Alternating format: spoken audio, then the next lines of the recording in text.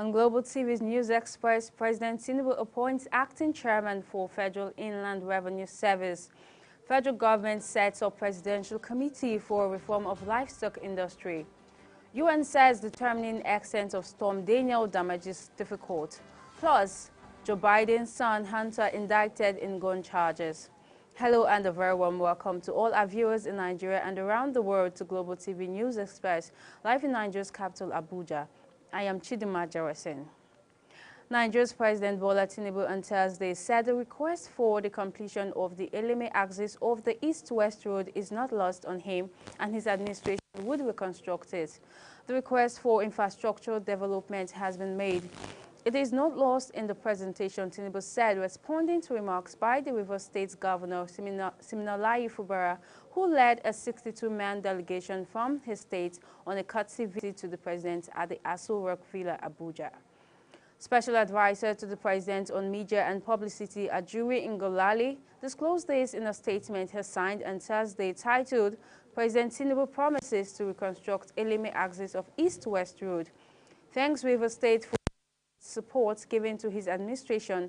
Tinubu said that blessed with enormous human capacity and natural resource wealth, neither Rivers State nor Nigeria should be associated with poverty, insecurity, or underdevelopment.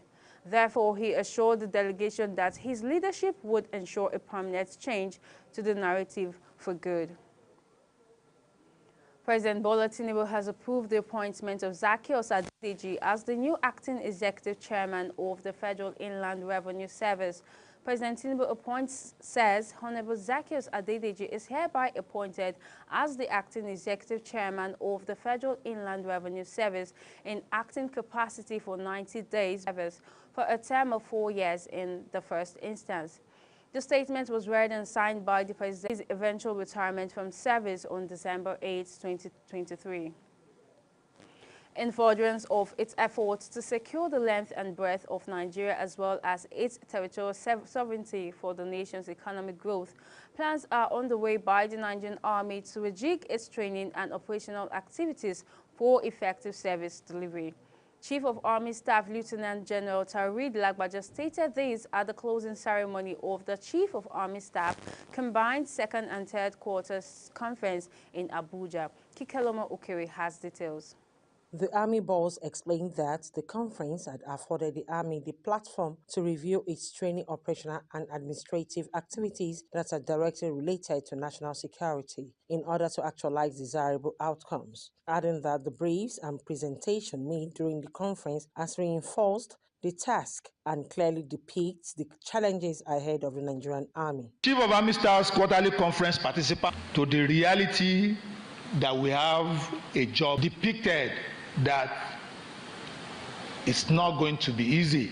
General Lagbaja also reaffirmed the commitment and capability of the officers and soldiers of the Nigerian Army in ensuring safe and secured environment for good governance and socio-economic development in collaboration with sister service and other security agencies. He further charged all formation commanders to calibrate their strengths to deal decisive blows.